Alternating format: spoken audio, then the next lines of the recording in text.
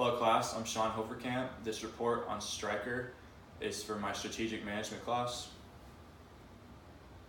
So in this report, I'm going to give you an overview of what Stryker does well, what they need to improve on. Stryker has become masters of acquiring smaller and mid-sized firms. They've also haven't mastered, but they've done a really good job of minimizing risk in their diverse segments and portfolios and their total operations. So what is Stryker? They are a medical device technology company. They're number 240 in the Fortune 500. They have 33,000 employees in over 100 countries in every greater region of the world. They're a very results-oriented company. They have 35 consecutive years of sales growth. They're number 8 in market share in the medical device technology company, and they're publicly traded on the New York Stock Exchange. They were founded in 1941, a generation which saw unprecedented medical innovation. So an overview of Stryker's growth and success. The last 3 years, they've increased revenue by 13.86%, 9.88%, and 9.3%. This equates to an average of 11% revenue growth over the last 3 years. In 2018, the revenue came out to $13.6 billion. If they continue this 11% increase in revenue on average, Stryker will hit $20 billion in revenue by 2023. In 2018, only 4 firms reached this mark. Those companies are giants: Medtronic, Johnson & Johnson medical device companies, Thermo Fisher Scientific, and Philips Healthcare. They're top 20 in Fortune 100 best companies to work for 3 years in a row, reaching as high as number 16. They're a great company to work for. They've achieved great culture, organizational culture, by acquiring great salespeople. They can sell. This company is going to sell. They're going to continue to grow because the hardest part about getting culture is establishing it. Once it's established, it's contagious. Behind their products are also great innovation. So their mission statement is make a difference by caring for the caregivers, helping them maintain order in their organization and restore health to their patients. Innovation, they want to develop superior products in 3 segments: med-surg, that's medical and surgical, orthopedics, and the third segment is neurotechnology and spine. So superior competitive advantage in acquiring small to mid-sized firms to lower their research and development costs. So Stryker just buys these companies, acquires them in the form of patents or equity, so they don't have to spend as much on research and development, and they can invest that money into other parts of the company. So it works out for these smaller and mid-sized firms because they can't afford to put a ton of money into research and development. So Stryker will acquire them, and it works out for both parties. So the 3 segments, as I said, orthopedics, med-surg, and neurotechnology and spine. There's 4 portfolios in each of orthopedics and med-surg, and then there's 2 in neurotechnology and spine. Obviously those 2, neurotechnology accounts for 2/3 of that, spine accounts for 1/3, which equates to about 6%. Orthopedics and med-surg both have 4 portfolios that are very balanced. So the more balanced, the more you reduce the risk. So we're going to go over the problems that Stryker has, external and internal. A lot of these problems are out of their control. The external problems we have are the medical device tax, which is a part of the healthcare reform, and also FDA regulations. The internal we're going to go over are research and development and the geographic concentration on the USA. So to understand the medical device tax, we have to understand the ongoing healthcare reform going on in our country. So the Affordable Care Act, also known as Obamacare, gave nearly 25 million Americans health care from 2010 to 2018. Believe it or not, the government does not actually produce money, so these 25 million Americans that are being insured were paid for in the form of taxation by healthcare providers, higher income families, and corporations. This 2.3 medical device tax would bring in nearly between $20 to $30 billion every single year. The tax has actually been suspended twice, so it's never been set in the marketplace, but still there's a huge looming threat that it could be into the marketplace eventually, which would lead to billions in lost profits for these companies, especially Stryker. Stryker will use these gains, assuming the tax isn't put into place, to innovate, acquire, and grow. They must constantly be aware of the volatility of the healthcare debate and be aware of all outcomes. If they fail to do so, their strengths could quickly turn into weaknesses with such regulation in the industry. and they have to adapt. So to understand Obamacare and subsidized healthcare, in the form of Obamacare, premiums have increased 6 years in a row. Middle-class families are being squeezed at Obamacare. It's increasing most among those making more than $47,000 and a family of 4 earning $97,000, which is the majority of our country. The Trump administration failed to replace Obamacare in 2018 and shifted their focuses to corporate tax cuts, which they were successful at. Most Americans are shielded by employers.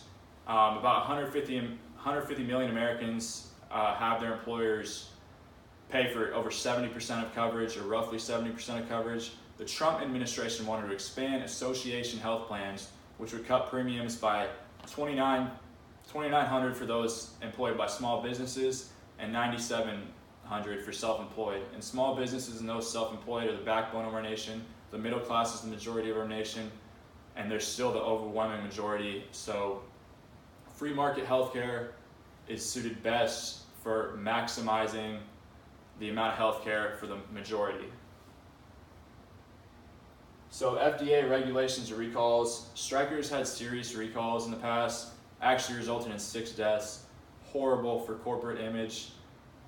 There were also 58 complaints classified as malfunctions that could have resulted in serious trauma, even more death.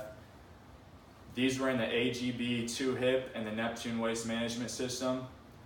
The hip is a replacement implant used in surgery, and the Neptune waste management system is a cleaning device used during surgery. So from 2009 to 2016, there were $2 billion in legal pays fees because of these lawsuits and recalls. So these recalls, one might think this is all Stryker's fault because they're not developing safe products, but this isn't the case exactly. This is actually a runoff of capitalism. So in 1976, the Medical Device Amendment encouraged innovation by allowing the FDA to pass devices much easier than pharmaceuticals. Also, corporate lobbying towards the FDA has made it even easier for devices to pass. So this creates an environment where devices can cause trauma, pain, and in some cases even death, leading to trauma for many stakeholders and millions in lost profits. So research and development. Stryker spends 6.3% of their annual revenue on research and development. For large medical device technology companies, this range is usually 6 to 12%. So that's one reason we want to increase the amount of R&D, but we're going to expand on that even more. So they're really on the low end. Again, the recalls, they have to improve research and development. It's not all their fault, the recalls, but nevertheless, they have to be accountable and improve it. As we say, they're masters in acquisition, but they can't become too reliant on this, because in anything, whether it's business, sports, if a player becomes too reliant on his strengths in a sport, eventually it's going to get exploited. And in this case, Stryker will either get exploited by their competitors or the heavy regulation in this industry. So in 2017, to expand on this acquisition, they acquired 5 firms, which resulted in revenue growth of 9.88%. So Navidac, a Canadian medical imaging process, this expands on their diversity and will help reduce risk. And Vexim, a French spinal company. Again, the spinal portfolio only accounts for 6% of annual revenue in 2018, so this is a big step for Stryker. Also in 2017, they acquired 3 domestic firms. One of those was a $1.65 billion acquisition in the knee and hip implant portfolios. Stryker outbidded giants like Medtronic, and this is a huge acquisition for them. So the geographic concentration on the USA, 74% of the revenue comes from the USA despite selling their products in over 100 countries. If the US economy collapses, this could result in huge losses for the company. If the healthcare reform takes a turn to the left, we could see major losses in profits also. So our outlook for the future, we have 4 strategies. Some of these Stryker is already doing, as we talked about. We're going to go more into depth in a second and explain how these are going to work out. So Stryker must continue to successfully acquire companies, but they cannot become too reliant on this strategy. They must increase their R&D spending from 7 to 12% every year. This range is based on Stryker's annual growth rate. The amount will be determined by what happens in the healthcare reform, which directly affects Stryker's profits. They also must continue to keep economic emphasis on the USA. So acquisition. If Stryker doesn't acquire, the competition will acquire those firms, or mid-sized firms will grow and grow to eventually become their competition. So in the past, they've done a great job of being ruthless and squashing the competition.